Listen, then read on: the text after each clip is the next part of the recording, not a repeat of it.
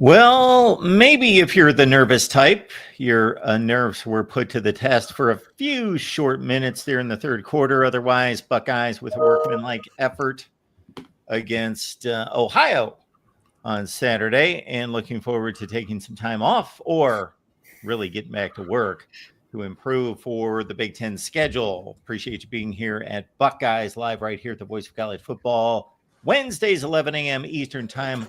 Lock it in and bring a friend or two or 50 with you, and you still have some time. We're here for 60.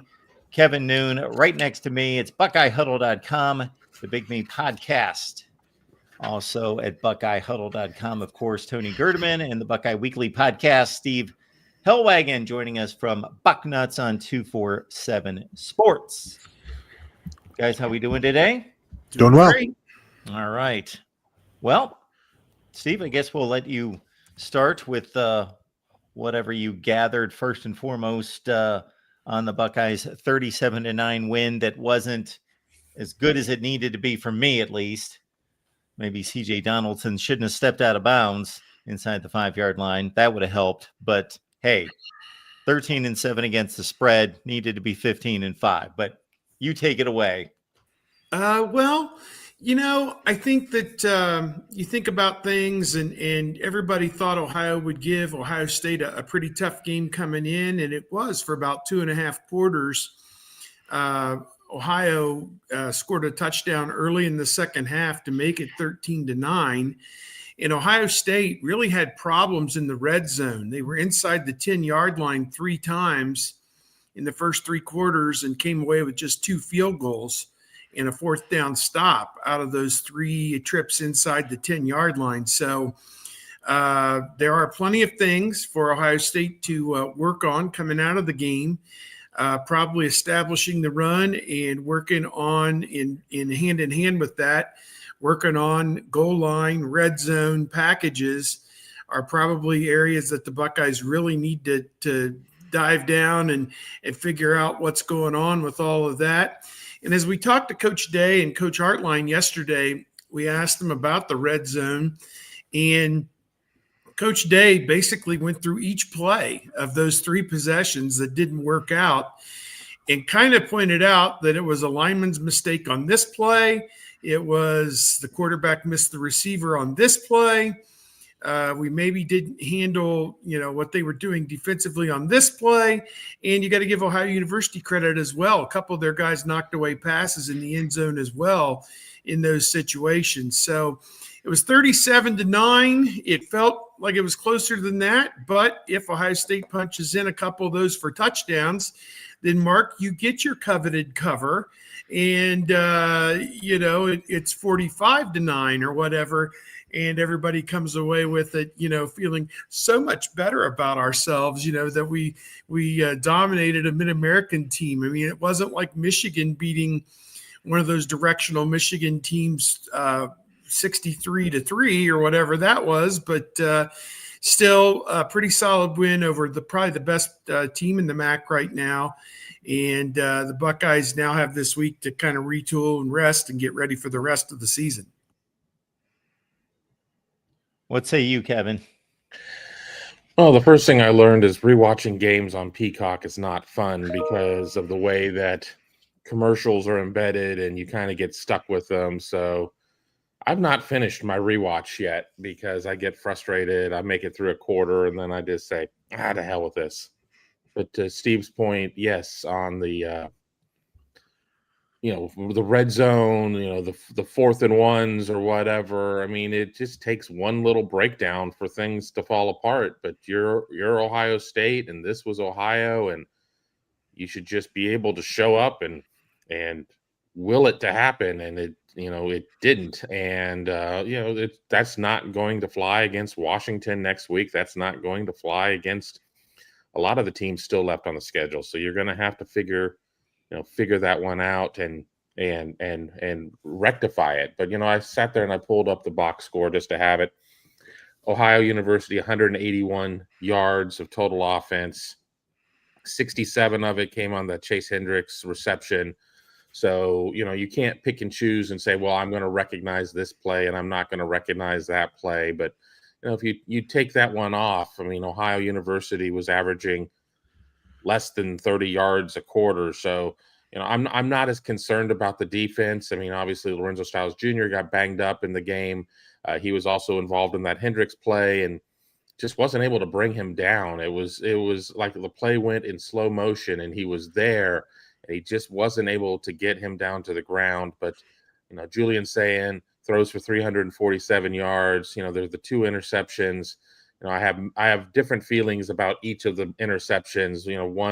One was a little bit more of a pinball type of situation.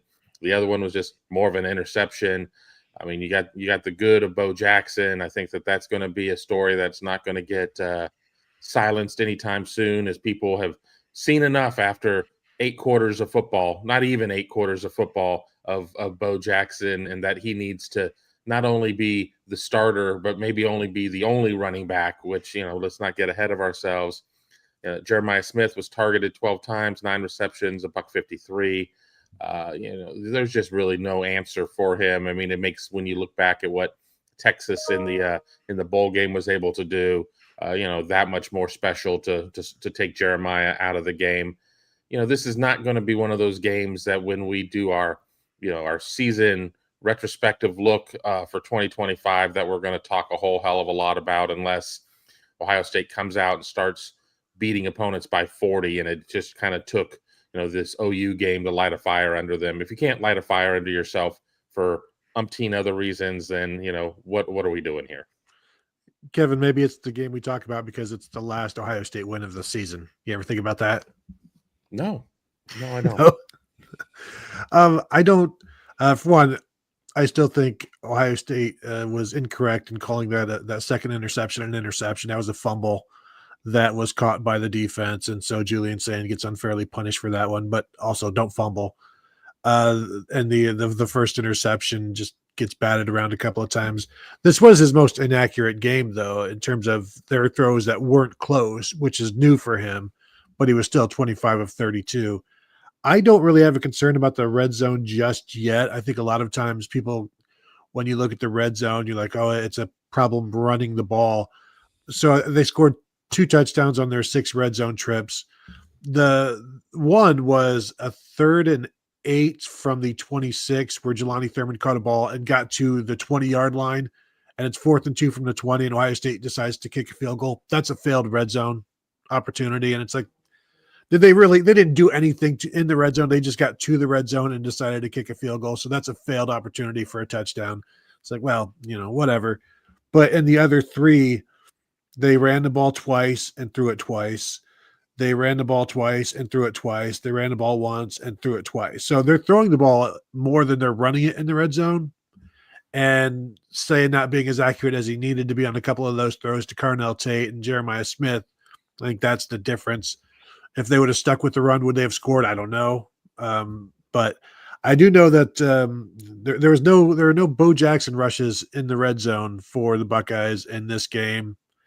And that may need to change. Sure, he got them down to the red zone on the long one, and then didn't see the ball again on that drive. Still catching his win, perhaps. But I think maybe that will also help be somewhat of a fix if people actually, if there is anything broken.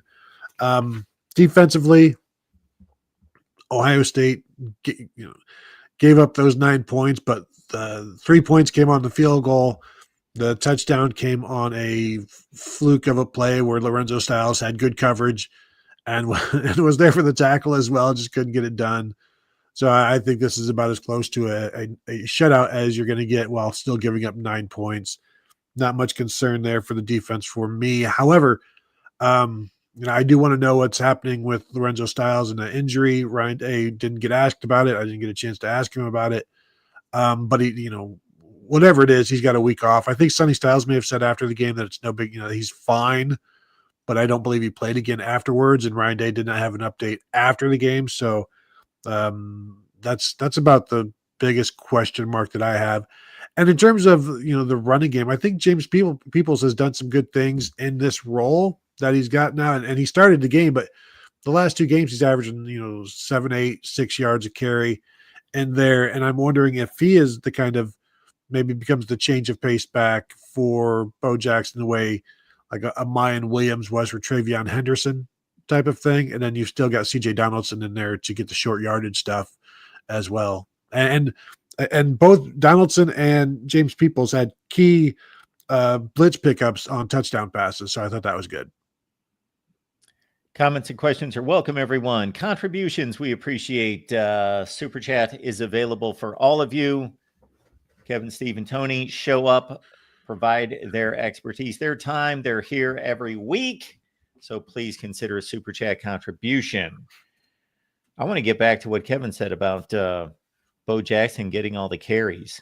So if they ran 62 plays against Ohio. If they run 60 to 65 plays, typical game, half a run, half pass, and they're running the football 30 times against a good opponent, competitive game throughout. Like, what are you campaigning for? 10 to 12 carries. Oh, okay. Again, you got three different types of backs. CJ Donaldson is more of your bruiser. I know that there are a lot of people that still are not sold on James Peoples at this point. I think that he probably is his own biggest critic right now, going back, watching the tape, probably, missing a couple holes, just, maybe making the wrong read a couple of times. But he was somebody who was relegated to fourth quarter duty with, Quinshawn and Trevion last season. So, I'm still splitting the rock because it's a long season. And if Ohio State's going to be as good as everybody wants it to be, you're going to need to sit there and try and keep tread on all of those tires. So, maybe there'll be a game that's like a white knuckle type of game that you're going to need to run more, that you could see him go a little bit further north of that. But, we're not going to see games where backs at Ohio State are going to get 18, 19, 20 carries all that often. Not when they're three backs that are getting carries. And that's not taking anything away from Isaiah West. That's not taking anything away from Sam Williams-Dixon. That's not taking anything away from Turbo Rogers when he finally is able to make his debut. He definitely sounds like a redshirt candidate at this point. But if you're saying that you're going to have between 60 and 65 offensive plays in a lot of games, which means you're looking at 30 to 32 carries. If you give somebody 12, you're already, you're giving them a little bit more than a third of the carries at that point. So I just don't see a scenario of where you're getting into the high teens, low 20s, unless it really just kind of comes into one of those games. And if you're getting into that instance, then maybe you've got other issues going on. Kevin, you say 12. That was Travion Henderson's season high last year in carries. Quinshawn Judkins' high was 17 last year. Travion Henderson averaged 9 carries per game last year. That's exactly what Bo Jackson has had in each of his first 2 games that he's played. And you had Will Howard taking some of those rushes last year. But like now with these 3 guys and Julian saying not running the ball as much, there's really no reason to expect them to not just be like 8, 9, 12 carries for each of those guys the rest of the way out. Yeah, I think all 3 of them have their place in this offense, and we saw Peoples was used as a pass catcher as well, and I think that's important to help the quarterback, this young quarterback out, is to have the backs out as release valves. He's already discovered the tight ends, which are good. And so, yeah, I think it's just a matter of keeping everybody in a groove, keeping everybody fresh, and pushing this thing down the field the best way that they can. And, we got to talk to Brian Hartline for about 10, 15 minutes yesterday, and he talked a little bit about play calling and how that's gone so far, and how Coach Ryan Day is kind of keeping him in his, keeping him under his thumb and keeping him, humble, despite some of the success that they've had, that there's always something that they can do better and improve upon, both in terms of the play calling and the execution and the teaching, I think is the biggest thing. And this is a big teaching week, obviously, with 3 practices here at midweek. Then the team is off Friday and Saturday. The coaches will be out recruiting. and then they'll start in regular game week preparation on Sunday like they would normally, looking at Washington. And obviously Washington's game this coming Saturday at Washington State, the Apple Cup game, a rivalry game, will tell everybody a bit more about Washington. They've walloped a couple of non-conference opponents. I want to say, is it San Diego State and UC Davis, I think, are the two teams that they've played, and now they'll step up in class, maybe just a little bit by playing Washington State. So we'll see how that goes. Washington State is very bad though, as well. Yes, Washington State has 0-3. taken their demotion to G5 seriously. They have taken that to heart and gave up 59 against North Texas on Saturday. Goodness gracious. I think they're 2-1 though, right? Does that sound right? Washington State? Yes, they struggled by San Diego State and somebody else. Maybe I got my an FCS team. They beat an FCS team by 3. Okay. I think they beat Idaho by 3. Yeah, it was Idaho. But they got thumped by 10. North Texas 59-10. Yeah. Ryan Dawes checking in with this one. Speaking of the Big Ten in a broader view, I have not been impressed with the conference outside of Ohio State defeating Texas. What's the best win? Best wins like Duke. Illinois over Duke would be it. Maybe Cincinnati. Nebraska So Ryan's looking at this Ohio team, which, they've gone through an impressive 3-game stretch of hanging with the Buckeyes, of course, after defeating West Virginia and hanging within 3 in Piscataway, and says, which Big Ten teams are worse than the Ohio Bobcats? To Kevin's point, field goals can't outpace touchdowns. UCLA is worse. Maybe Northwestern. I think Purdue, Ohio would be a banger, and not really, but I don't know that it would be a definite win for Ohio. Anybody can beat Iowa just by scoring 9 points, but can they score 9 points against Iowa? I don't know.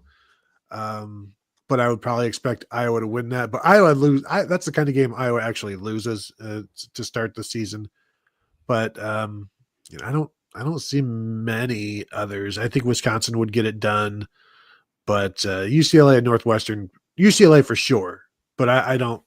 I think the rest would be toss-ups. Okay. Yeah, I'm not going to argue with that, except for if UCLA suddenly had a competent head coach, like if somebody just took the team over in terms of talent. Well, they're better now. It needs a competent quarterback. I mean, the problems that we saw with Nico at Tennessee, we see with Nico at UCLA, and dang it, it's just not a very great roster. And that's problematic. You're recruiting in Southern California. USC and Oregon can't take them all. Obviously, Ohio State finally cracked. I mean, nothing's been signed yet, but Ohio State cracked into modern day.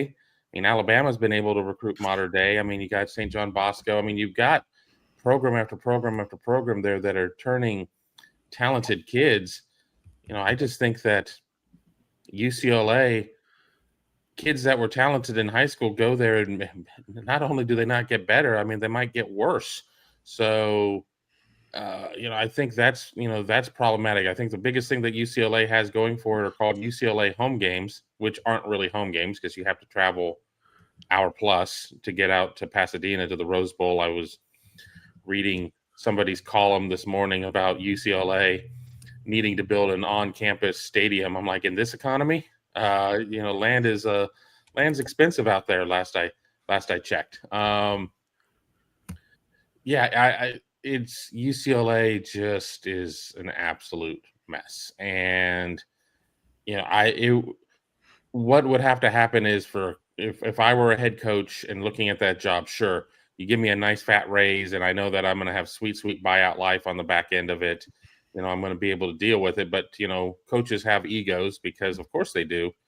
I need a multi-year commitment because this isn't going to be a situation of where somebody's going to be able to come in a year and portal the hell out of it and turn it around.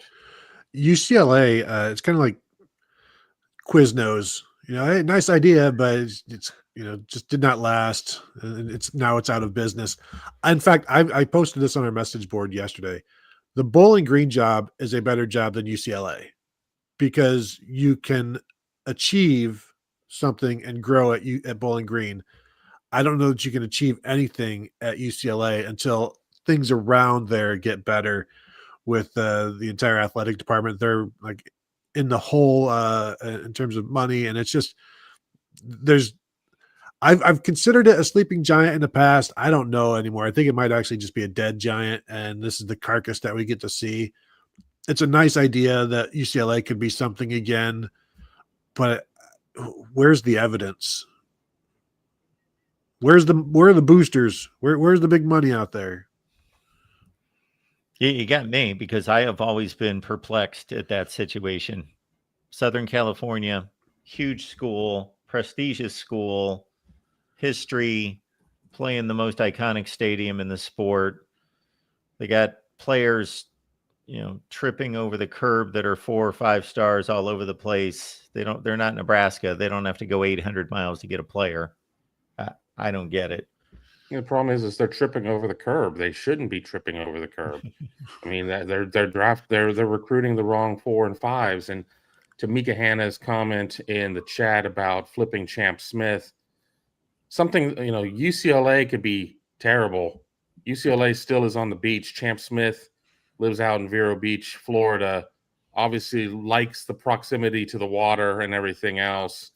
I don't think that the Pacific Ocean is in the transfer portal and that Ohio State can sign it, and it would get outbid anyway. So, I'm not necessarily all in on Ohio State's chances of flipping Champ Smith. I mean, yes, the Buckeyes were heavily involved there. It's the same high school that TJ Alford came out of, so there is a level of familiarity. Had a chance on last year's Southern Swing to go and talk to Champ and talk to his coaches, and there's a lot of pro Ohio State down there to a certain extent, but you've got to look at the various levels of why a player commits to a school, and I certainly think geography had something to do with it just as much as anything else. Kevin, I'm completely offended by your erasure of Alum Creek Beach in Columbus and Lewis Center. We have sand and water here in Central Ohio. One person does not take up that much sand, even if you are an offensive lineman. Clearly, they did not take him to the north side, the far north, on his recruiting visit, because we've got beach chairs, beach towels, whatever you need here, 3 months out of the year.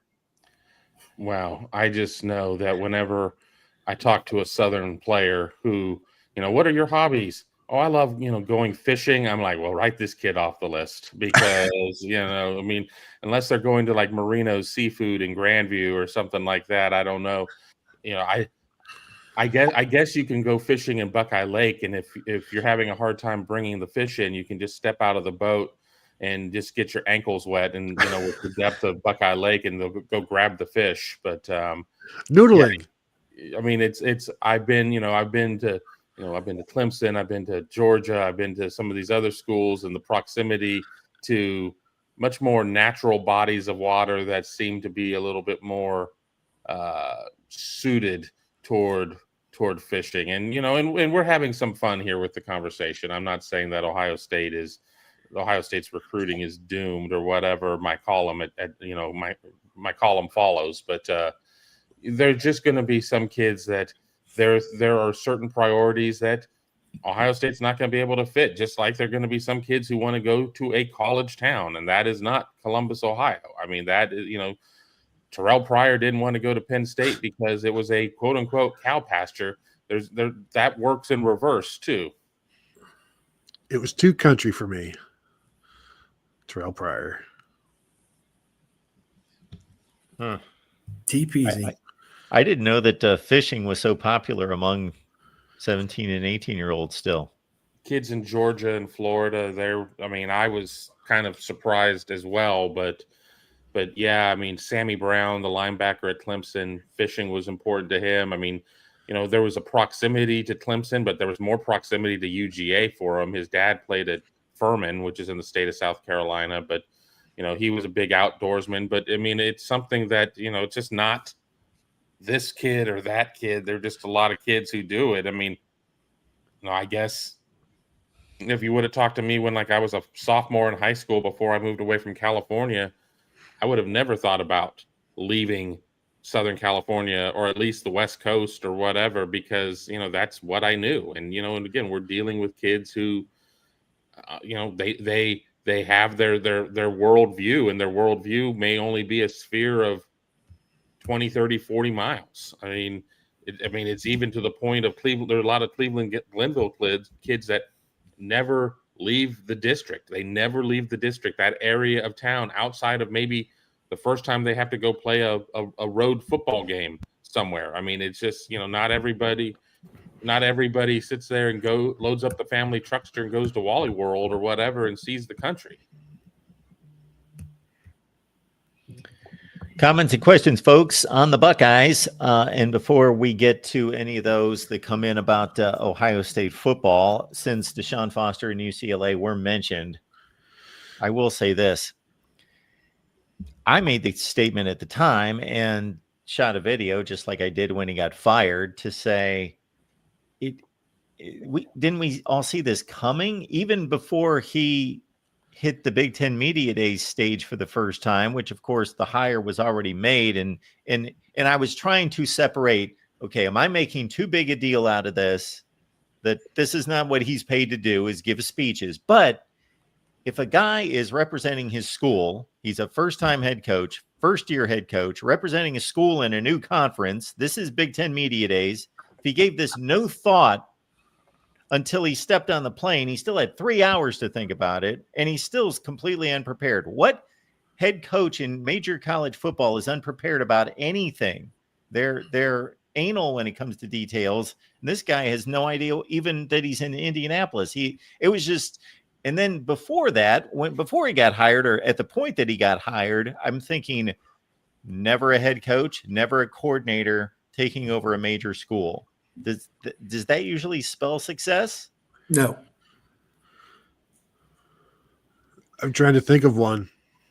It's few and far between, and a lot of times you get programs that all the players want to sit there and have continuity because you've already developed a pecking order and you've worked hard to get to your spot to be a starter, or maybe, okay, I'm number 2 at my position, and you bring in a fresh set of eyes, and, that could all be for naught. But yeah, I mean, it was not a great hire by, I think anybody's, outside of Deshaun Foster's opinion, because he's going to get that sweet buyout life. But I mean, other than that, it felt like a rushed panic hire to try and maintain something that just wasn't there in the first place. Well, and when you talk about not a head coach before, not a coordinator before, and then coaching at a major school, like my first thought goes back to Urban Meyer when his first job was at Bowling Green. He was receivers coach at Notre Dame. And the story is he told Lou Holtz, like, well, Bowling Green's offering me this job, but it's not a good job. And Lou Holtz was like, if it was a good job, they wouldn't be offering it to you. And so what are you going to do with it? And this was certainly more than Deshaun Foster can handle, but certainly more than a lot of guys can handle, whether they are a 15-year coach. Like, how would Greg Schiano do there? Would he do any different than he's doing at Rutgers?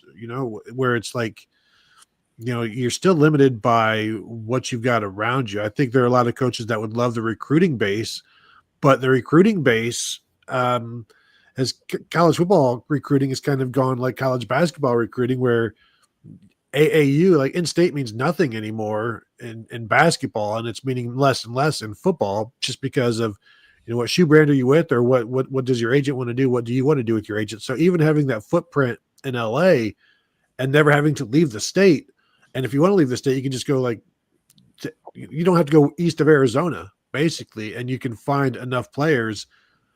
But can you afford them? Can you pay them? And you've got that $20 million to spend, but that's a baseline for all major teams. So you still need more than that. That just keeps some players happy, but you need to bring in more to become something more than you are. Yeah, tough job. UCLA, they really have never been a great football powerhouse. I mean, they've had some blips here and there over the years, and Terry Donahue won pretty well there, but nobody really since him has done much there. So kind of hard to put together a winning program there. And, they got a great stadium that they play in, but they can't fill it and probably never will. So I don't know. Martin Jarmond is the athletic director there, and he was a Gene Smith guy, kind of the number 2 or number 3 guy at Ohio State under Gene Smith for a few years, and then got that job, or may have been somewhere else first and then got that job. But, this is a tough, he hired, Deshaun, and so, he's already got strike one against him. You can't, swing and miss on another football coach and expect to keep your AD job. So he's under the gun now. You have to go back to 2012 is the last time that UCLA won its conference, and that was, or its division. I'm sorry, and that was year one under Jim Mora Jr. But you going through the coaches since Terry Donahue, Bob Toledo had a couple of good years in '97 and '98. Carl Durrell never finished higher than third. Rick Neuheisel had one good year of 4 there, and then Jim Mora Jr. and then Chip Kelly, and everybody at Ohio State has fond memories of of the 1 year of Chip Kelly, but let's not blind ourselves with the fact that he didn't exactly get them as a head coach to the heights that he'd hoped for. It's a tough gig. It's a tough gig out there, and there's no commitment. There isn't the commitment there. And once you kind of get behind the 8 ball, you're trying to get out of the way of the 8 ball. You're moving side to side, and you're not trying to move forward. You're just trying to avoid getting rolled up on. So I don't know what it's going to take to get UCLA there. I mean, we hear the letters LA in there and assume that there are just all these added, benefits or whatever. And I think for the right guy under the right administration, under the right, right solar eclipse, maybe it'll work. But we haven't seen one of those 3 things at this point, let alone 3 of 3. I do think I just went through, and they've had 9 10-win seasons all time in the history of the football program. So we can recognize it for what it is. And it's not this, massive thing, it's not USC. It's more, I don't know, Iowa than a Michigan type of thing. But yeah, in the last 20 years, they've reached the top 10 of the AP 4 times, most recently in 2022 with Chip Kelly. And it's they've been ranked half of those years. So they're able to do some things. And so is it a credit to all of those people that are able to get it done there without much help? Or is that because they did have help back then, but once you get to the NIL aspect of it and you get to the Big Ten aspect of it, things become much more difficult than they were. Remember when Miami was in the Big East? Boy, were they special. When Miami left the Big East, what happened to them? They became Pitt. They became whatever. And so sometimes they became Virginia Tech when Virginia Tech left the Big East. What are they now? So the things are much more difficult for UCLA now. But also you have ways to overcome that difficulty if you have the people that can do it, meaning your donors and things like that. And I don't know that anybody really cares at UCLA at this point in terms of who is the sugar daddy or sugar mama that wants something, because they don't seem to have anybody out there that is willing to okay, I'm tired of this. I'm not putting up with any more. We're going to spend, and we're going to be the Texas Tech of the West Coast. But Texas Tech's spending money now. That's what I'm saying. Like Yeah. they need to do that. Yes. But again, the thing is there's nothing else to do in Lubbock. So, I think it's easier to be the Texas Tech of Texas than it is to be the Texas Tech of. And I know I'm picking and choosing just little snippets of your argument to dial in on, but the point stands true of what you're saying. I'm just saying that I think that even having deep pockets, even if UCLA, Larry Ellison, if there was, decided that he wanted to just open the wallet and go balls to the wall, you'd have to go pretty crazy because there are just so many, there's so much that's going on. And, again, I think if we look back at Bob Toledo's success, I mean, you need to get a down USC as well. You need to get a down USC and maybe an undefined Oregon and some other things like that. Plus everything has changed Nebraska style. When Nebraska left the Big 12, you no longer have, it's not like the Pac-12 was a driving league. It's not like, hey, we're gonna let's just drive out to let's drive out to Corvallis to go watch the game. I mean, it's a flying league or whatever. But now it's like, hey, let's let's get a couple cases of beer and some pizza rolls and head out to East Lansing to go watch the game. That just there's so many problems for UCLA that I think that 500 is kind of their Valhalla. The biggest problem, and Steve, I'll eventually let you talk. The biggest problem is the apathy, because I get sick of hearing this. People from California, yeah, there's so much, there's nothing to do there. There's more to do here because of the beach. You've got the beach every day of the year. You can't spend 5 or 6 days away from the beach. Like, No, you can. Don't be so lazy. Like, oh, we got so much to do. No, you're not doing anything. You're stuck in traffic and you're talking about your beaches. You're having your whatever, but you can't take a night off, a day off from doing absolute crap and go to a football game and support the local football program. I'm too busy. No, you're not. You're too lazy. You don't care. Stop talking. Get off my channel. I don't. You don't care. the beach is Exactly. undefeated. You can't care. UCLA isn't undefeated. The beach is undefeated unless you get chewed up by a shark or Beach is not undefeated. There are pulled in- bums all over that hit place. by a jellyfish or pulled in by a riptide. Been stung by a jellyfish. Beach is not undefeated. Well, the beach got me that day. But the beach is going to be there. Like, it's there. It's the same. Nothing has changed. Football, it's a brand new thing every week. If you wanted to partake, I'm just too busy. No, you're not. You just don't care. I don't get that either. I never got that excuse about Miami, LA.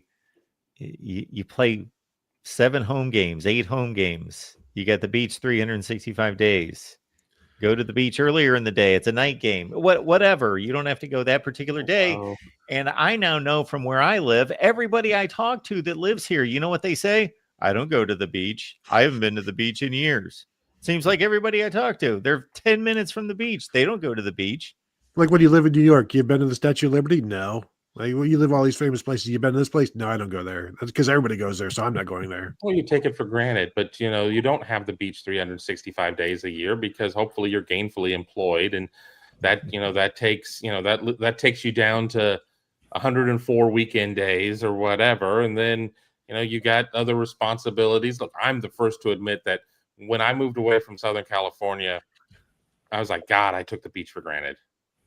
It's like it's here in Columbus, Ohio. There are places that when people come in from out of town, it's like, hey, let's go to Thurman Cafe and go get a burger or whatever. It's like, that was actually a pretty good burger.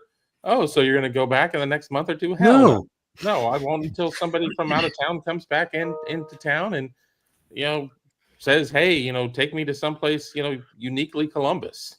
White Castle. No, I said friends. I didn't say like mortal enemies. I got a question. Does Seattle, Washington have a beach? I don't know. We're going to be there next weekend, and I'm looking ahead at the forecast. 68 degrees and a 24% chance of rain that day. when Ohio State and Washington collide out there in Seattle. And I've been there before. I was there in 2008, maybe it's 2007 when Ohio State played there, and Tyrone Willingham was the coach at Washington at the time, and they did not have a very good team, and Ohio State beat them, I think, by 3 touchdowns out there. So I don't think it'll be quite that lopsided this time around, though. 33-14. That sounds That's right. the number in my mind. Yep, sounds right. Had a great time. Husky Stadium is one of the great settings in college football. Very loud, and I think it's Lake Seattle, or maybe right adjacent to the stadium, and people, are cruising on their boats out in the lake, and it's pretty cool setup there. So, looking forward to getting back up to the Pacific Northwest to check this out. I've got an Ohio State football question.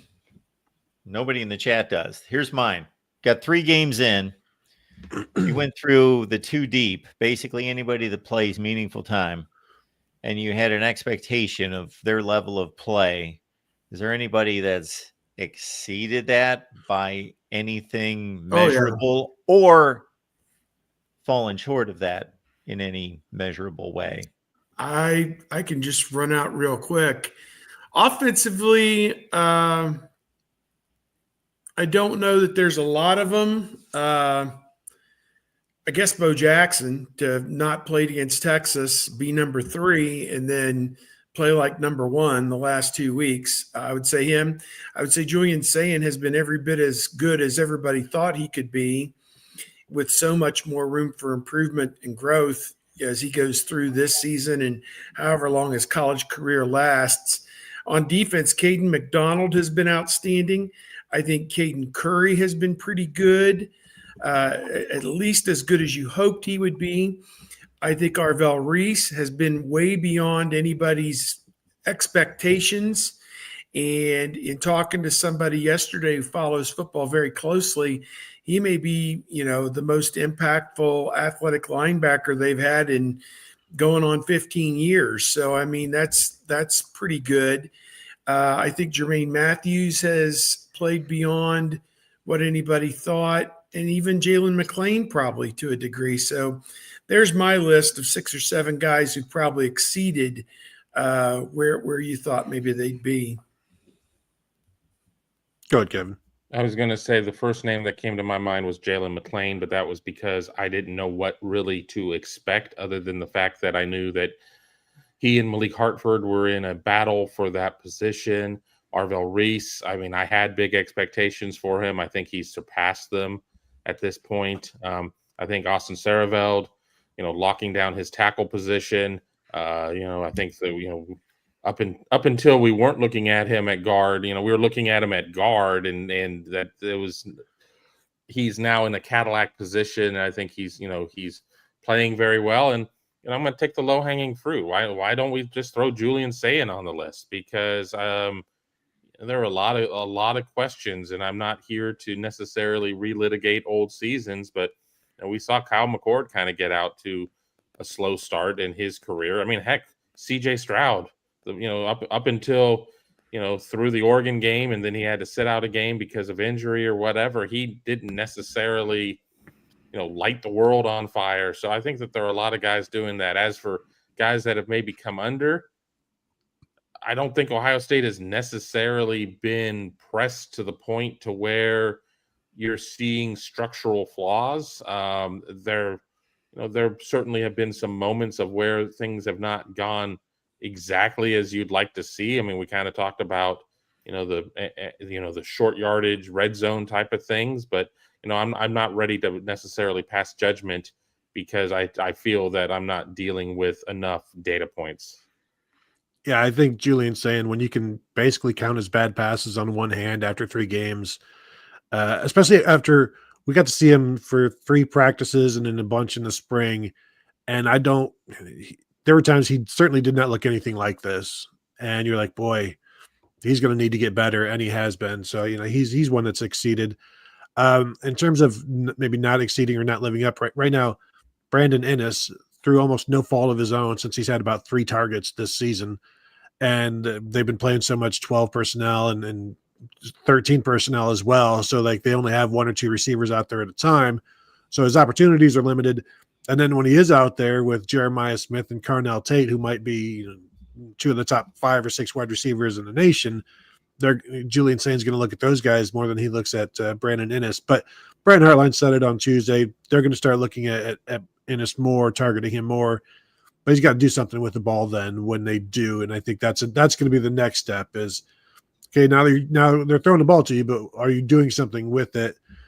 Phillip Daniels at right tackle has been a tremendous surprise because I figured he was a year away from competing for a job, once he came in, because he was okay at Minnesota, thrust into the situation in the last 4 games last year as a redshirt freshman, but he came in and took ownership of the job in fall camp and has no plans on giving it back, and he's been pretty good. Things are going to get obviously much tougher for him.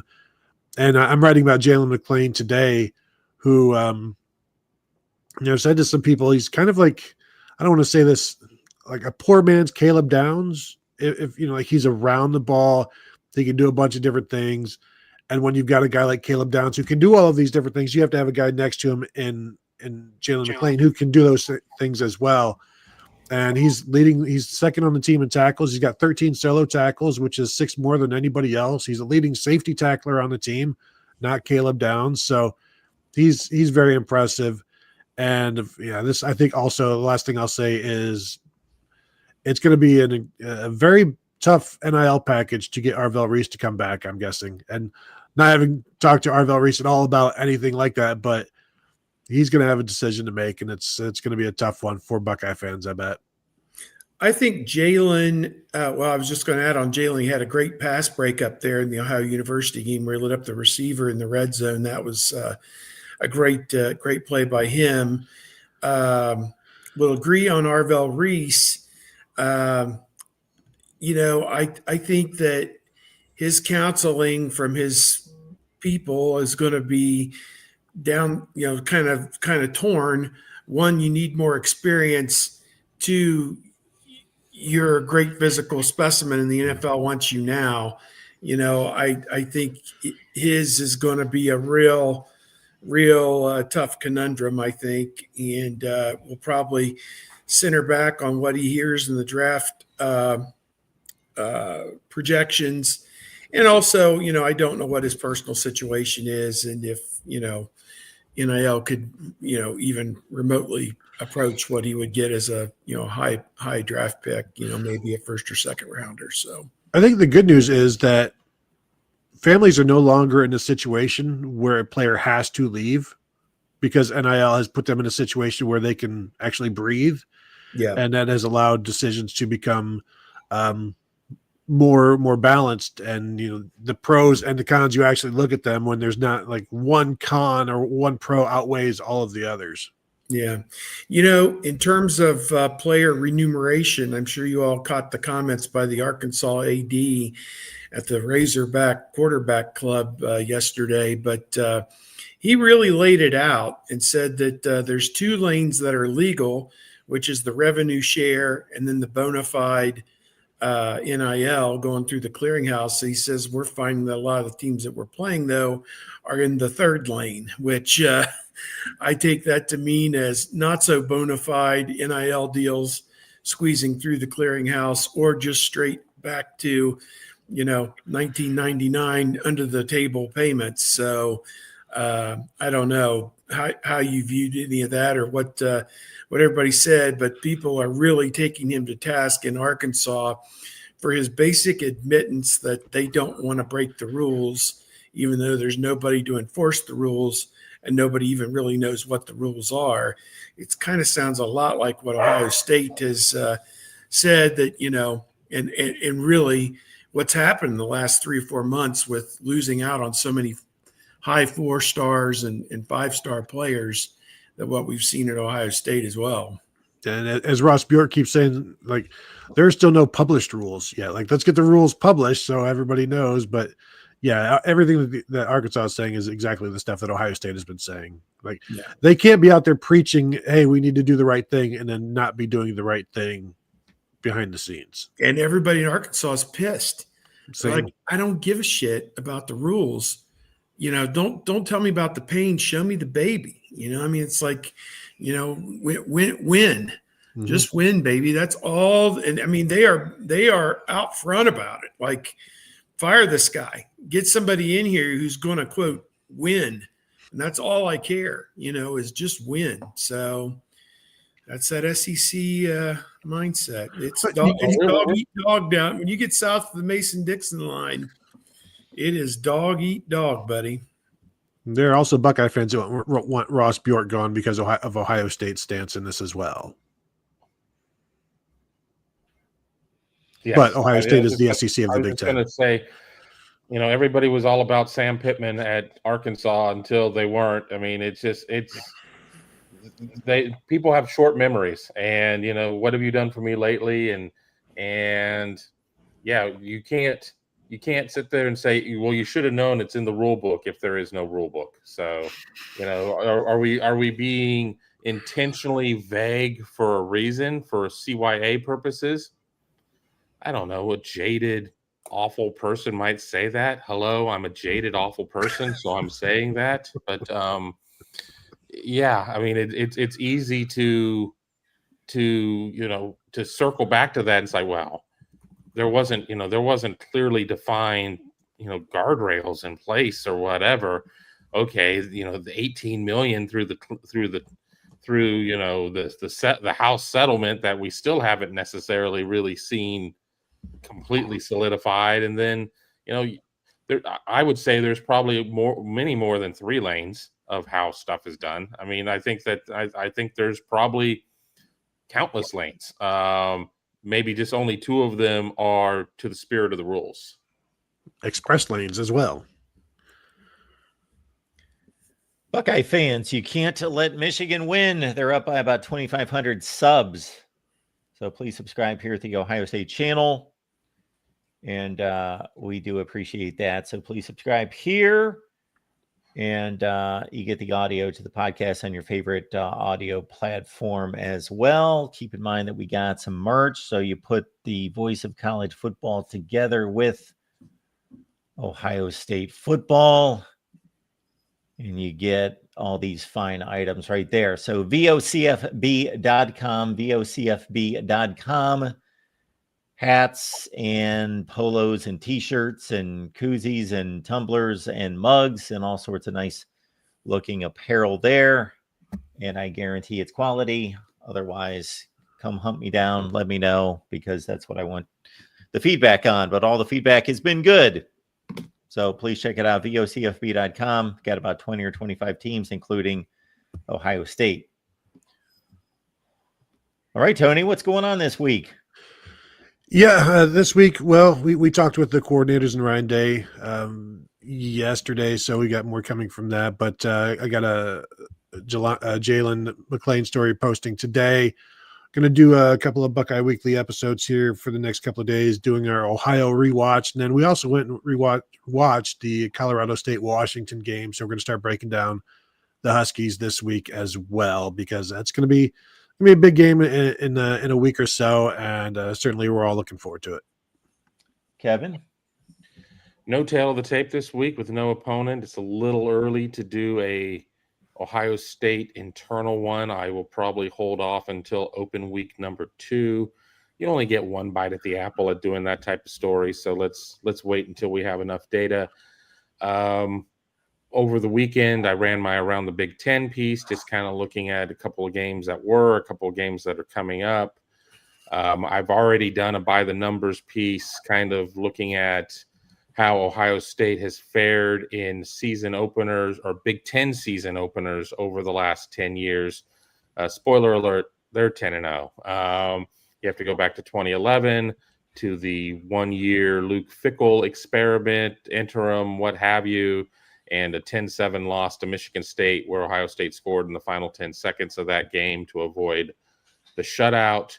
I'm still kind of trying to figure out what I'm going to write about that is Ohio State related. What I want to write about is Dabo Swinney at Clemson going like just plaid with anger during his press conference I know that there is a special, unique relationship between Ohio State and Clemson here over recent years, but I also don't want to miss the mark with the viewers. So you're just going to have to check in over Buckeye Huddle to see what I got.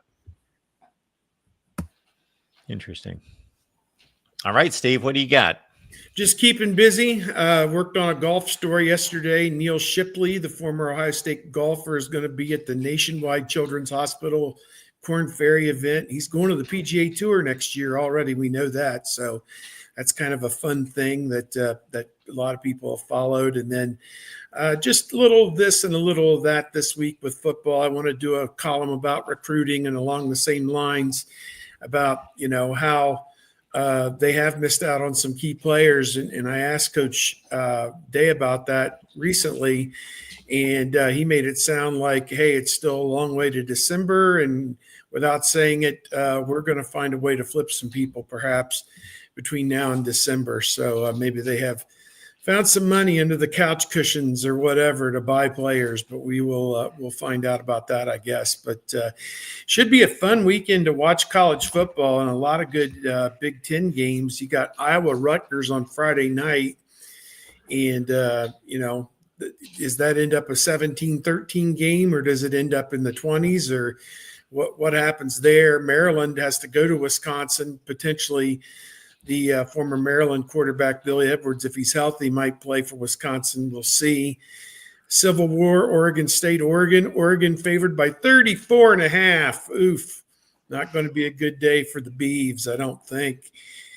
Michigan at Nebraska. Michigan favored 2.5. Why is Michigan favored on the road at Nebraska? That's a good question. Purdue at Notre Dame. I think Notre Dame beat them 59-7 last year or something like that. That's not a Give them another touchdown. Yeah. Oh, 66. 66. Okay. This one's interesting. Illinois and Indiana meet as ranked opponents for the first time since 1950 and only the second time ever. And I don't want to say it's an early elimination game, but both teams have to play more, tougher opponents as the season goes on. And the winner of this game is going to stay, obviously up toward the top in the Big Ten for a little while. But Indiana favored 5.5 at home. I just think Illinois, already having gone on the road and played at Duke, I think that's going to really suit them, much better going Indiana, which is completely untested. Apple Cup, Washington favored 20.5 on the road at Washington State. Sounds about right. Michigan State, we bitched about this one last week, the 11 o'clock start on Fox. Big Fox is showing a game at 11 o'clock. If you're a Michigan State fan, you have to stay up until 2:15 in the morning to get the final score. The odds makers are saying it will be USC by a wide margin. They're favored by 18.5. So maybe you don't want to stay up till 2:15 in the morning anyway. But, a lot of fun games there. And we're going to find out about some people, some teams that have been completely untested in the preseason. I will say, last thing, I had Illinois and Indiana running in the background while we were recording and streaming, and Indiana wins 41-17 this weekend. Book it. Wow. Yep. Wow. I don't know that Brett Bielema, all he does is win football games. I don't know. At least when he's a Big Ten head coach. I don't know. We'll see if Cignetti is going to have something for him. That's going to be a war, I think, between those two teams, and may end up something like 2017. I don't know, but hard to say. Vegas. All right, we just had the 12 o'clock horn. I think we're done. All right. Yeah, there it is. All right, folks, we're going to preview the Washington game back here next Wednesday. So make it on back. Bring a friend or two, 11 a.m. Eastern. In the meantime, Kevin's content, Steve's, and Tony's, your destination every day. Get there, and we'll see you back here next Wednesday.